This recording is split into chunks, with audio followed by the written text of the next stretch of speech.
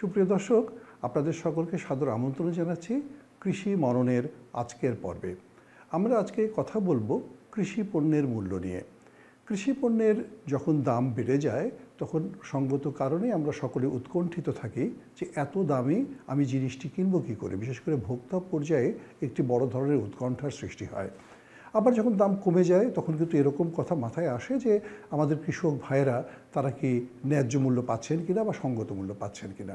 সেই জন্য কথা উঠেছে যে আমরা একটি কৃষি কমিশন করতে পারি, কৃষি মূল্য কমিশন করতে পারি, যে মূল্য কমিশন মূলত পণ্যের মূল্য নির্ধারণ করবে। তারা কি করবে? তারা মূলত উৎপাদন খরচ বিবেচনায় রেখে একটি মূল্য নির্ধারণ করে দেবেন প্রতিটি পণ্যের জন্য, এবং সেই পণ্যটি ফার্ম গেটে কত প্রাইসে বিক্রি হবে বা কত দামে সেটি বাজারে আসবে, কত দামে খুচরা বাজারে আসবে, এটির একটি অবস্থান ঠিক করে দেবেন।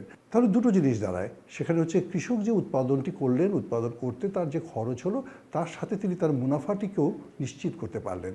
আবার ভোক্তা যখন পণ্যটি ক্রয় করবেন তখন তার সাথে সঙ্গতি রেখেই একটি নির্ধারিত মূল্যে তিনি পণ্যটি ক্রয় করতে পারবেন। তখন এই উৎকণ্ঠাটি বা চিন্তাটি কিন্তু কোনো পক্ষেই থাকে না। তবে একটি সমস্যা আছে, আমাদের প্রতিটি পণ্য কিন্তু বাজারে আসতে অনেক নষ্ট হয়ে যায়। অনেক ক্ষেত্রেই পোস্ট হারভেস্ট লস যেটা হয়, যেটার খরচটা কিন্তু মূলত এসে আমাদের ভোক্তাদের উপর বর্তায়, সেটাকেও কিন্তু একটু কমিয়ে আনার চেষ্টা করতে হবে। অর্থাৎ সাপ্লাই চেইনে এবং ভ্যালু চেইনে এই জায়গাগুলোকে নিয়ে আমাদের কাজ করা দরকার, যাতে উৎপাদন পরবর্তীতে লোকসানটা বা ক্ষয়ক্ষতিটা কম হয় এবং বেশি হাতে বদল যাতে না হয়, তাহলে মানুষ কিন্তু সঙ্গত মূল্যে তার পণ্যটি ক্রয় করতে পারেন।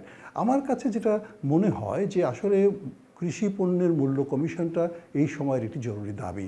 কারণ যখন বাজারে দাম কমে যায় তখন কৃষকই কিন্তু সবচাইতে বেশি ক্ষতির সম্মুখীন হয়।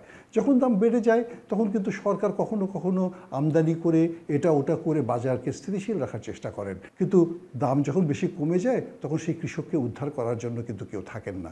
সেজন্য এটি কমিশন গঠিত হলে তারা সব দিকটা বিবেচনা করবেন, তারা ক্রেতার দিক বিবেচনা করবেন, তারা ভোক্তার দিক বিবেচনা করবেন, তারা বাজারে মধ্যস্বত্বভোগী যারা আছে তাদের দিক বিবেচনা করবেন, এবং সব দিক বিবেচনার মধ্য দিয়েই একটি যুক্তিসঙ্গত মূল্য নির্ধারিত হবে, একটি যুক্তিসঙ্গত মুনাফা নির্ধারিত হবে, এবং একটি যুক্তিসঙ্গত মূল্যে আমরা ভোক্তারাও পণ্য ক্রয় করতে পারবো। আমার মনে হয় এই বিষয়টি নিয়ে নীতি নির্ধারকরা বিবেচনা করতে পারেন, ভেবে দেখতে পারেন।